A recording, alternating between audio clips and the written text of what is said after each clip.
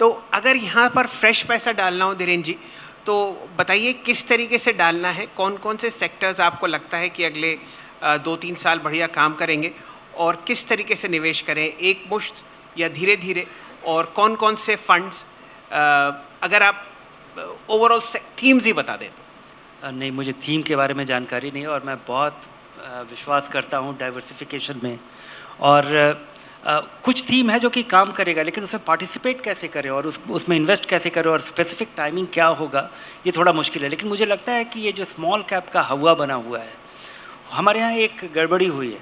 हमारे यहाँ ना एक सेबी ने क्लासिफिकेशन बनाया कि 100 बड़ी कंपनी लार्ज कैप है, अगली 200 कंपनी मिड कैप है, और बाकी सारी कंपनियाँ स्मॉल कैप है।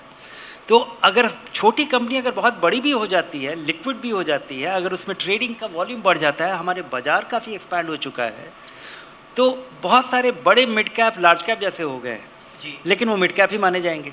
स्मॉल कैप अलग तरीके का, जो स्मॉल कैप की लिस्ट में पहले 150-200 कंपनियां हैं, वो करीब करीब बड़ी मिड कैप जैसी लगती हैं।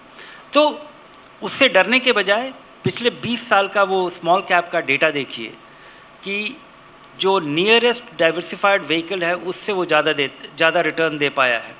और ये जो सारे उतार चढ़ाव की जो हम बात करते हैं, ये बिल्कुल गिरता है। 2008 में जब बाजार गिरा था तो यहाँ 55% की गिरावट थी, लेकिन उसके बावजूद ये जो 20% का सालाना रिटर्न है, ये देखिए कि आपको 10% रखना है, 20% रखना है, 25% रखना है। बाकी सब चीज़ों के लिए एक मल्टी कैप फंड जिसमें कि स्मॉल, मिड, लार्ज सब कुछ होगा। फ्लेक्सी कैप ना खरीदे, क्योंकि वो अधिकतर फंड लार्ज कैप हो गए हैं। 1 या 2 फंड में इन्वेस्ट कीजिए। ये एक अच्छा मौका है। अगर आपके पास एक मुश्त पैसा इकट्ठा हो भी गया है तो अगले 3 महीने में उसको इन्वेस्ट कर दीजिए। तो कितना प्रतिशत मल्टी कैप फंड में डालें, कितना स्मॉल कैप में, कितना मिड कैप में? अगर आपने पहले कभी कुछ नहीं किया है तो 100% पैसा अपना मल्टी कैप फंड में डालिए।